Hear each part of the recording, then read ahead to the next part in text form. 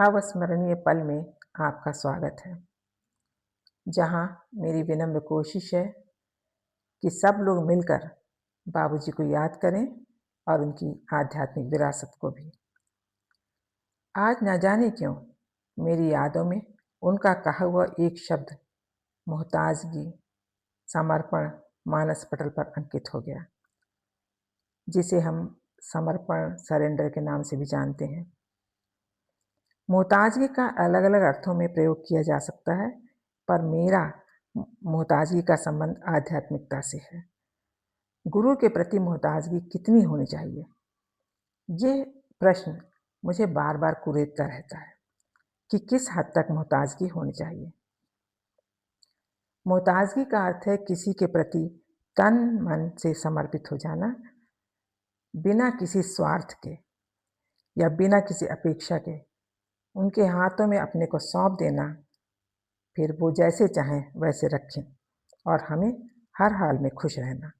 अगर ये विचार मजबूती से घर कर ले, बाबूजी महाराज के दिल में हर शख्स निवास करेगा।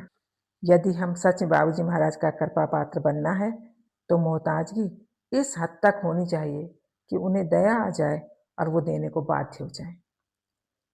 यदि ये हालत पैदा हो गई तो हर समय हम फैज़ में डूबे रहेंगे। यदि एक बार डूब गए तो फिर बाहर निकलना कौन चाहता है। वो तो दिव्यता का सागर है, व्यक्ति उसी में गोते लगाते रहना चाहता है। फिर संसार में रहते हुए बिंदास घूमिए, दुखों से सुखों से अप्रभावित रहने से अच्छा और क्या हो सकता है। मैं तो कहती हूँ कि मोहताज भी उनका होना चाहिए जो भूमा से उतरे हैं और सबके कल्याण के लिए आए हैं। उनके साथ हृदय से, दिल से जुड़ जाइए, ईश्वरी धारा प्रवाहित होने लगेगी और हमारे संपर्क में आने वाले लोगों को हमारे गुरु अर्थात बाबूजी महाराज का परिचय देगी। यही गुरु का सर्वोत्तम परिचय है। मैंने फैज़ शब्द का प्रयोग किया है। इन शब्दों द्वारा वर्णन तो असंभव है, लेकिन अनुभव किया जा सकता है। मैं इतना अवश्य कहूँगी कि इतना सौभाग्य मुझे अवश्य मिला कि उनके घर में पैदा हुई और उनके दोनों रूपों का अनुभव करने का मौका मिला। उन्होंने गृहस्थ जीवन में रहकर ईश्वर को पाने का एकमात्र रास्ता दिखाया। उन्होंने एक ऐसा आसान रास्ता निकाला कि जो ईश्वर को पाना चाहते हैं, इस पद्धति द्वारा प्राप्त कर सकते हैं। समर्पण हमें ताकत देता है। समर्पण में हमें बदले में कुछ पाने की चाह नहीं होती। जब कुछ पाने की चाह होती तो परिणाम की अपेक्षा भी नहीं रहती। हम शांत भाव से, शांत मन से उसकी याद में लगे रहते हैं। उसकी याद में लगे रहना हमारी रहनी का हिस्सा बन जाता है। समर्पण करने से पहले ये जरूर सोच लेना चाहिए कि हम क्यों समर्पण कर रहे हैं। जब वो कर ले तो रास्ता आसान, चिंता मुक्त, खुशनुमा हो जाएगा। अब हमारी पूरी जिम्मेदारी उन पर है। उनके मोहताज बनकर तो देखिए उन्हें अपने आप को समर्पित करने का अनुभव क्या होता है। यहाँ पर एक बात जरूर बल देना चाहूँगी कि सांसारिक जीवन में रहते हुए भी हम उसकी याद में डूबे रह सकते हैं।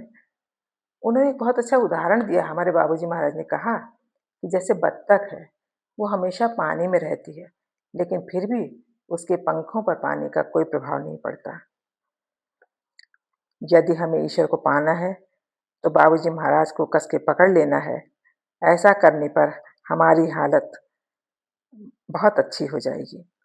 सोचिए, जब विशेष विभूति ने अपने हृदय की गहराई में हमें समेट लिया, तो लक्ष्य की प्राप्ति तो बहुत कठिन नहीं रह जाती। और समर्पण का मतलब ही ये है कि वो हमें लक्ष्य तक जरूर ले जाएंगे। पर ध्यान रहे, समर्पण का ख्याल समर्पण नहीं है। इसमें मैं का विलुप्त हो जाना, हर समय भक्ति व श्रद्धा के साथ ईश्वर पर निर्भर रहने का भाव बना रहे, यही समर्पण मोहताजगी है। तो हमारे साथ हर समय बाबूजी महाराज विद्यमान रहते हैं। मोहताजगी या समर्पण यदि करें तो केवल ईश्वर को पाने के लिए करें, ताकि हमारा एकमात्र लक्ष्य, हम जहाँ से आए हैं हमें वहीं वापस जाना है। हमारा घर तो वही है। इस दुनिया में तो हम केवल नाटक के पात्र हैं जो अपनी भूमिका अदा करके चले जाएंगे। हमारे साथ अंत में वही जाएगा जो आध्यात्मिक क्षेत्र में हमने कमाया है। इसके लिए बाबूजी महाराज का हाथ पकड़े रहें। एक दिन ऐसा अवश्य आएगा कि वो हमेशा हमारा हाथ पकड़ लेंगे। जब हर शख्स उनके दिल में निवास करेगा तो लक्ष्य की प्राप्ति ना हो, ये असंभव है। ऐसी हालतें भी आएंगी जो हमें लक्ष्य तक पहुंचने में अनुभव होंगी। और दूसरा फायदा ये कि हर समय हल्कापन महसूस होगा और एक साम्य अवस्था बनी रहेगी। जब हम एक बार उनके मोहताज हो गए, समर्पित हो गए, तो हमारी इच्छाओं के लिए कोई स्थान नहीं बचता। कहने का मतलब ये है कि हमें कभी भी अपनी इच्छा उन पर नहीं थोपनी चाहिए, बल्कि सब कुछ उन पर छोड़ देना चाहिए कि आप जो भी करेंगे, जैसा भी करेंगे, वही मेरे लिए ठीक होगा, उचित होगा। यदि आप एक कदम चलेंगे तो वो 10 कदम चलकर आपको, हम सबको आगे बढ़ाएंगे। बाबूजी महाराज ने रामचंद्र मिशन की स्थापना की, जिसका जिस लगभग आज सारे विश्व परिचित है, और इसकी खुशबू चारों ओर फैल रही है। मोहताजगी, आत्मसमर्पण को इस तरह से समझा जा सकता है कि जैसे हम रेल में सफर करते हैं तो हम, रेलवे विभाग हमें एक चेतावनी देता है कि आप हल्का होकर सफर करें, कम सामान लेकर चलें। ईश्वर साक्षात्कार में भी यही बात लागू होती है। हमारे ऊपर जो संस्कार वगैरह हैं वो हमारे लिए भार है, जिसे लाद कर हम आगे बढ़ रहे हैं। अगर हमें अपनी यात्रा आसानी से करनी है तो ये जरूरी है कि इससे छुटकारा मिले। ये दो तरह से किया जा सकता है। जैसे रेल में सफर करते समय हम अपना सामान गार्ड के सुपुर्द कर देते हैं, उसी प्रकार हम अपने गुरु को सब भार दे दें और बोझ से मुक्त हो जाएं। दूसरे शब्दों में यही आत्मसमर्पण को प्रदर्शित करता है। जब हमने सब कुछ गुरु को सौंप दिया तो बोझ से हम छूट गए जो हमारे रास्ते में बाधा देता है। दूसरा तरीका है कि हम भोग द्वारा अपना सामान थोड़ा थोड़ा करके अलग करें, लेकिन यह तरीका बहुत मुश्किल व लंबा है।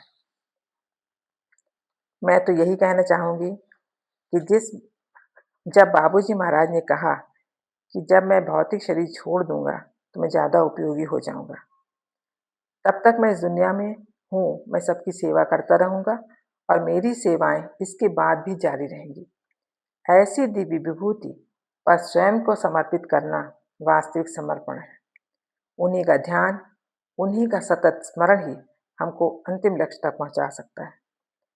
अंत में यही कहना चाहूंगी, यदि आपको विचार अच्छे लगे हों, अपने विचार साझा कीजिए, और अगर कुछ और चर्चा करना चाहते हैं तो बताइए। मैं अगले वीडियो में इसको साझा करने की, इस पर चर्चा करने की पूरी कोशिश करूंगी। धन्यवाद।